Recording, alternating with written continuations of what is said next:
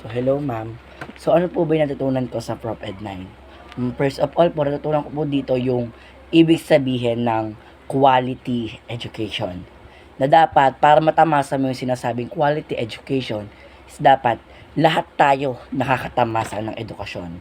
Meaning to say, edukasyon para sa lahat, dapat matamasa ng bawat isa. So, as an student po and future teacher, para sa akin po, hindi po sapat yung nakukuhang suporta ng mga taong may disability or yung mga taong may need ng special needs education compare po sa mga normal like us. But hindi ko naman po sinasabi na forget normal tayo is abnormal sila. So, parang late lang po yung development ng kanilang mga brain po. And also po, para sa akin po, kailangan po natin na intindihin po yung mga ganong may sitwasyon na kalagayan because hindi naman po nila hiniling yon, binigay po sa kanila yon ng ating mahal na Panginoon. So, that's why po I'm here and saying na ang natutunan ko po dito is dapat kung anong meron tayo is meron din po sila. For example na nga lang po yung sa edukasyon. Meron tayong magandang edukasyon na natatamasa dito sa Pilipinas. But hindi po equal yon para sa kanila dahil sa ngayon po marami pong mga bata or pati na rin po yung mga matatanda na merong special, yun nga po, special disability na kung saan kinakailangan ng special needs education pero hindi po sa kanila na ipoprovide sapagkat marami po tayong kakulangan dito sa ating bansa. So that's why I believe na wala naman pong imposible kung gugustuhin po natin. Sapagkat naniniwala po ako na deserve po nilang matuto dahil tao lang din po sila.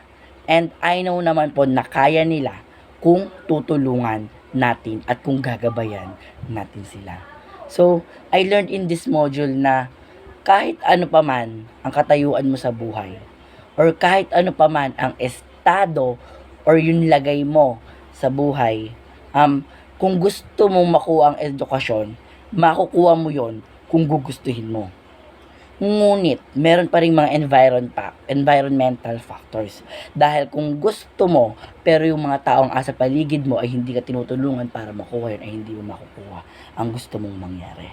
So that's why I believe na kung gusto natin matulungan ang mga taong may kapansanan, kailangan tayo ang maging boses nila.